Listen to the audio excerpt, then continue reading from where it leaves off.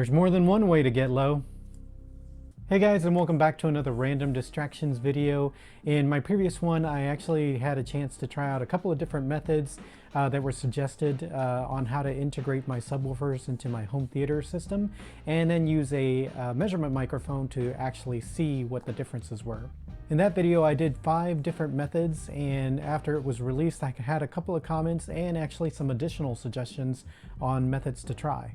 One of the comments that I received was to actually run the auto phase adjustment after making calibration changes, which is something that I didn't do in the first video, but will do in this one. The second comment was that there was actually a new beta release for the Anthem and Arc Genesis, so I will be doing that as well. And lastly, I got 3 additional methods that I'm going to try in this video. What are those 3 additional methods? Well, since I did 5 in the previous one, this next method will be method number 6.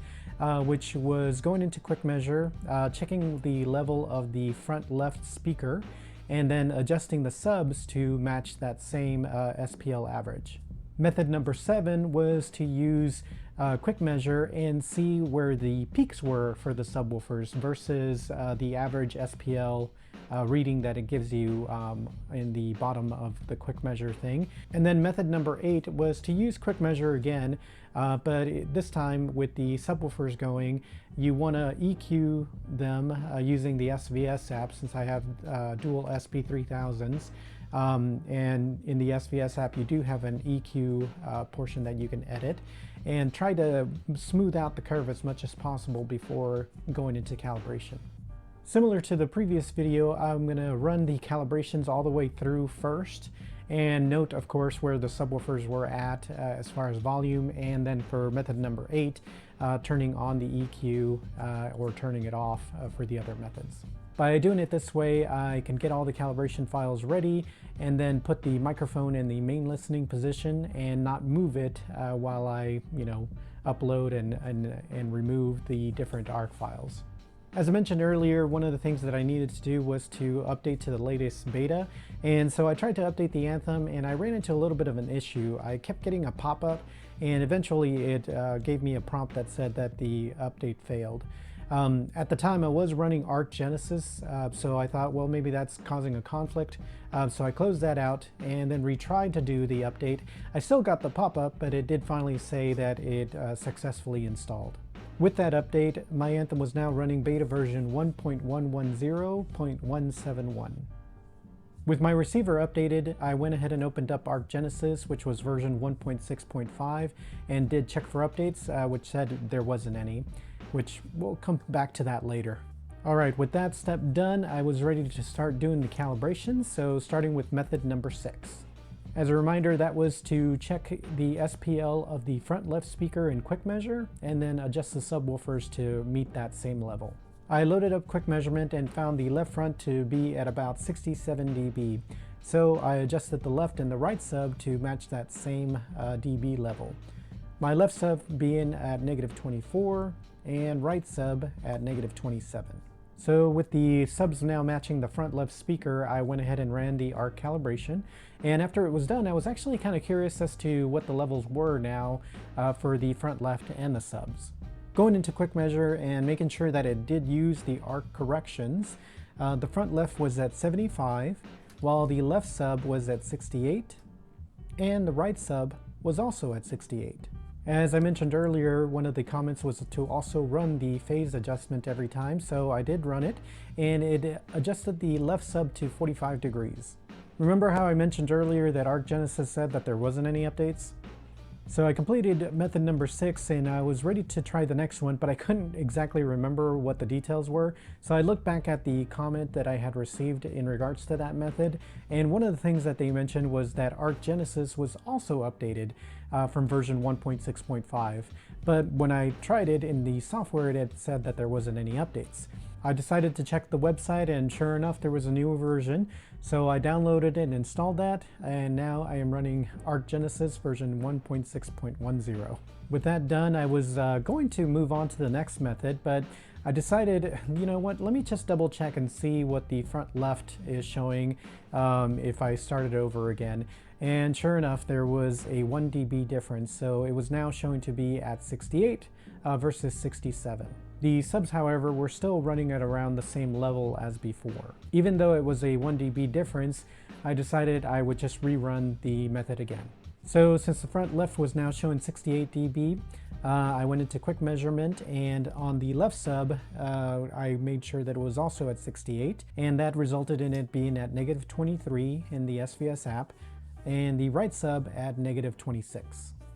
I was going to start the calibration again and notice something different. There was now actually a selection to input the front left distance, and per the release notes, this is used to convert from relative to absolute distances. So it doesn't seem like it will make any impact to the sound, but it makes it so that the distances make more sense. So I measured the distance from the front left speaker to the microphone, and that ended up being 8 feet 3.5 inches, but had to round up in the software to 8 feet 4 inches. Everything else about the calibration was the same, and ran it. And again, I was curious what the front left level and the subs level were after doing this. So the front left was at 75, which was similar to before, and the left sub was at 68, and the right sub was around 68, 69, somewhere around there. So it was still kind of similar as what it was before, but you know, just in case if there was anything else that would happen between the two versions, I decided to run it again. And even the phase ended up being at 45 degrees as well. With method 6 finally completed, I decided to move on to the next method. Method number 7 again was to use quick measure to see where the peaks were and making sure that they were at 72 dB instead of looking at the average in quick measurement. So with quick measurement opened, I started the left subwoofer and made sure that the peaks were around 72 dB. Unfortunately, quick measurement only shows lines at the 10 dB mark, so 70, 80.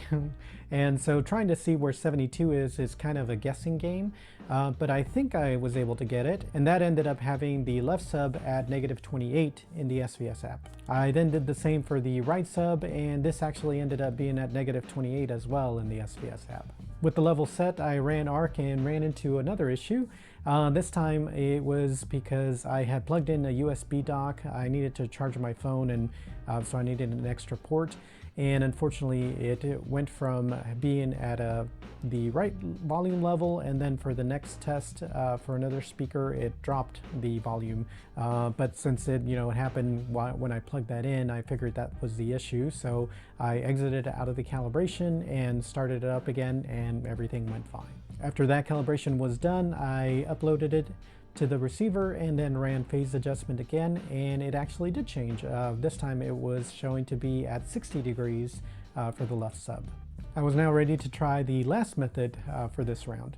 So method 8 again was to use quick measurement and the SVS app, specifically the EQ settings, to try to smooth out the curve as much as possible before running ARC. So of course what I tried to do was to smooth it out as much as I could with the EQ app. And this is without the EQ, and then this is with EQ for the left sub. With the curve smoothed out, I went ahead and lowered the volume till the peaks were showing at about 72 dB, which ended up being at -22 for the left sub. And now I repeated the same thing for the right sub. So this is without EQ, and this is with EQ. I did the same as the left sub, making sure that the peaks were now at 72 dB, which for the right sub ended up being at -23. I went ahead and ran ARC after that was done, didn't run into any issues this time, and uploaded the file, and of course ran the phase adjustment again, and this time it ended up being at 70 degrees. With all the calibrations done, I was now ready to run the tests, and like I mentioned before, the microphone was in the main listening position, and that was the Dayton Audio UMM6. Of course, I did use the calibration file in REW. The settings for REW was -20 dBFS, and then my anthem was set at -25 for all of the tests. So the tests were the same ones that I had run in the previous video. Test number 1 was just a standard sweep from 10 to 22 kilohertz. Test number 2 was playing some pink noise and then using the RTA tool to capture the peaks. And then for kind of a real life simulation, I ran the Dolby Atmos demo for test number 3 and using again the RTA tool to save the peaks. Before we take a look at REW to see what that shows, I want to mention again that I did apply psychoacoustic smoothing to all of the measurements, which apparently simulates what our ears would hear. And then because these were done on a different day, the microphone is probably not in the exact same spot as before, so that can sometimes also be a little bit different. Okay, so we'll start out with test number 1, and just as a reminder, here it is without arc. Now method number 6, which was matching the levels of the front left with the subs, and it looks pretty linear, and compared to method 1 it seems to be a little higher in some places, although it did have a drop below 30 Hertz. Now method number 7, which was using quick measure to bring the peaks to 72 dB, not the average, and it looks pretty good. When compared to method number 1, it's also a little higher in some spots. Finally, method number 8, which was to EQ with the SVS app, and this one looks good, and compared to method number 1, is actually a lot closer to it than method 6 or 7. So now let's take a look at test number 2. Here again it is without arc, and then method number 6, which looks pretty linear, and compared to method number 1, it also seems to be a little bit high in some spots.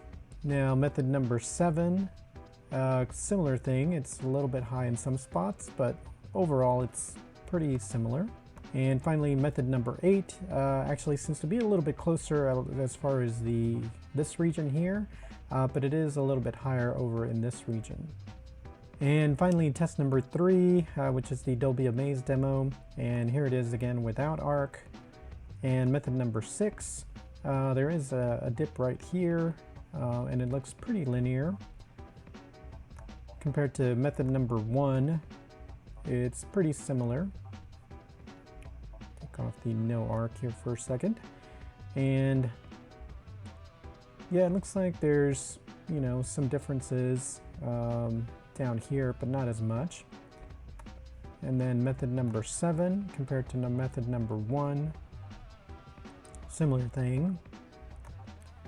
And method number 8, which is actually closer, but there is still some differences there.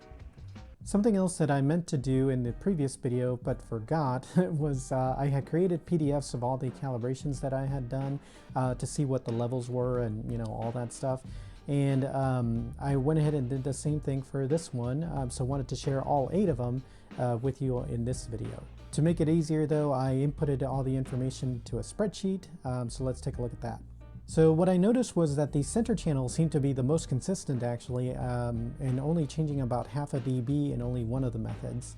The front left went from as low as 6 dB to as high as 7.5 dB, so just a 1.5 dB difference. The front right went from as low as 6 to 7 for a 1 dB difference. And that was a similar situation with the surrounds and the height channels. The biggest swings were definitely the subwoofers. The left one was as low as -3 to as high as 9, or a 12 dB difference. The right one was as low as -3.5 to as high as 7, or 10.5 dB difference. Also, you can see in method number 6 that switching from the previous beta to the current one at the time, it did come down slightly. So now that I've run 8 different subwoofer methods, I am leaning towards one that I want to use, but I'm going to save that for the next video because something actually showed up at my doorstep the other day that's going to require me to rerun the calibration anyway. So stay tuned for that. And in regards to the comment about running the phase adjustment after making changes, it does definitely seem to make a difference, as it's not the same when you run different calibrations. And I even tested out, like, you know, resetting it and then rerunning the phase for the exact same one and got the same result for that method. Well, that's all I have for this video. I would definitely appreciate a like, of course, on this one. Make sure to subscribe and hit that notification bell so you'll be notified when the next one drops, and see what it is that came to my door, and see which method I finally decided on. But until then, I hope you have a good one.